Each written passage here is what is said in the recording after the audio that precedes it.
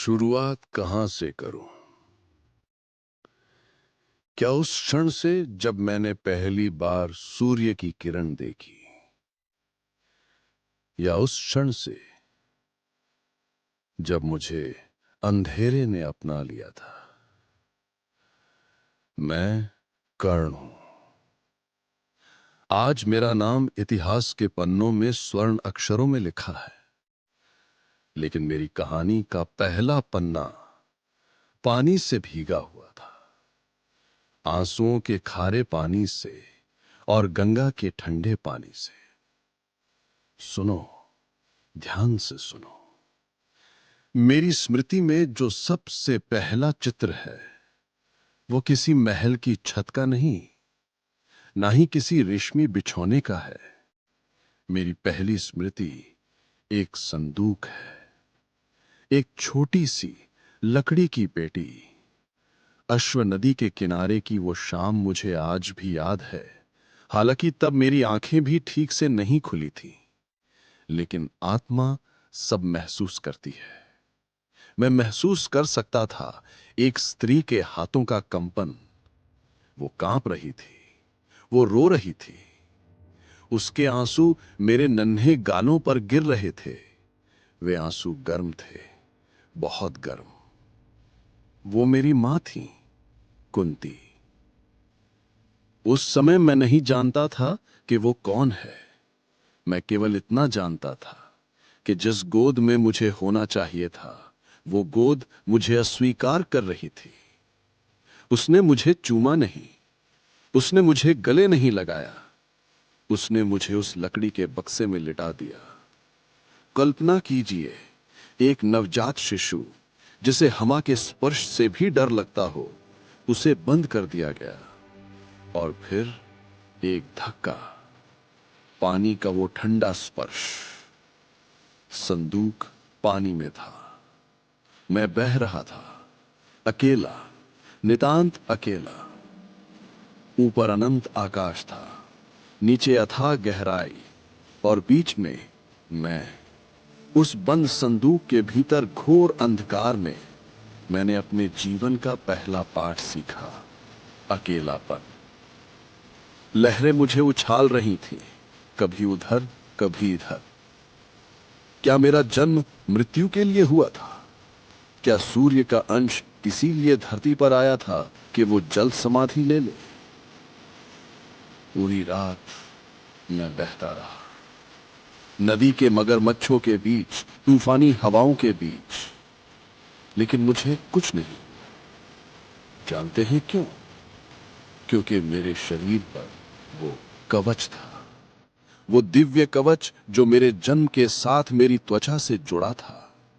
सोने की वो परत जो मेरे नन्हे शरीर को कसकर जकड़े हुए थी। उस रात गंगा की लहरें मेरे लिए लोरी गा रही थी, और मेरा कवच मेरी मां बनकर मेरी रक्षा कर रहा था। फिर सुबह हुई। सूरज की पहली किरण उस संदूक की दरार से भीतर आई। मेरे पिता भगवान भास्कर मुझे देख रहे थे। किनारे पर एक हलचल हुई। किसी ने उस संदूक को देखा। अधिरथ, एक सूत, एक सारथी। उन्होंने संदूक खोला। रोशनी, अचानक मेरी आंखों में चुभती हुई रोशनी। और उस रोशनी के साथ मैंने देखा दो चेहरे, बाबा अधिरथ और मां राधा।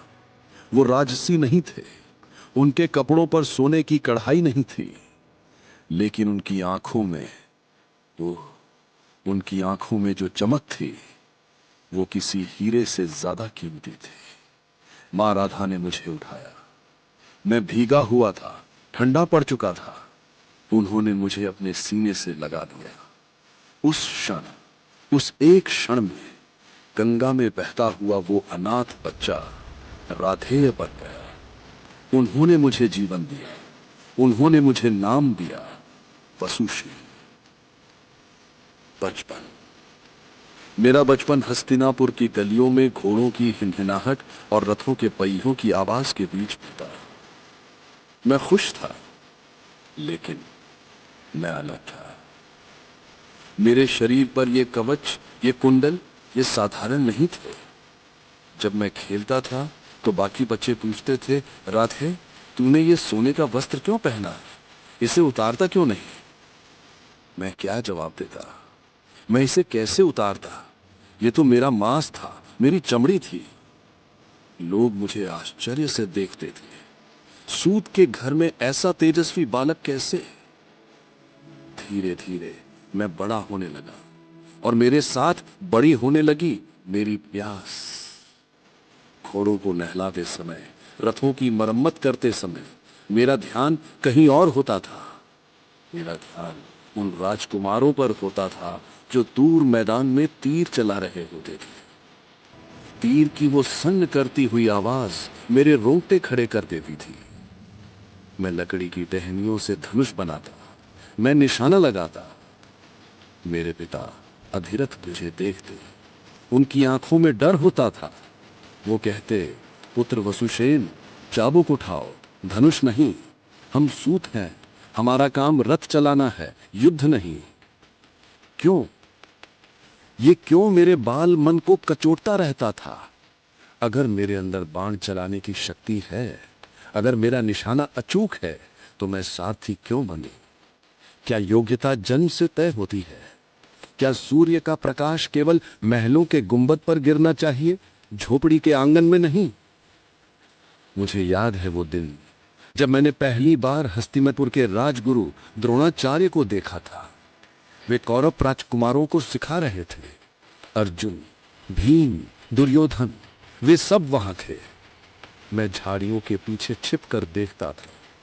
मैं एकलव्य की तरह मिट्टी की मूर्ति तो नहीं बनाता था, लेकिन मेरी आंखों ने द्रोण को ही अपना गुरु मान लिया था। मैं उनकी हर मुद्रा, हर चाल को पी जाता था। लेकिन छिपकर सीखना एक योद्धा को शोभा नहीं देता। मेरे भीतर का सूर्य तड़प रहा था।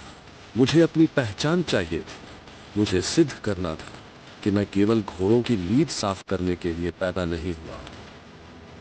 मुझे नहीं पता था कि ये महत्वाकांक्षा, ये आग मुझे किस विनाशकारी रास्ते पर ले जाने वाली थी। मैं बस इतना जानता था कि मुझे योद्धा बनना है।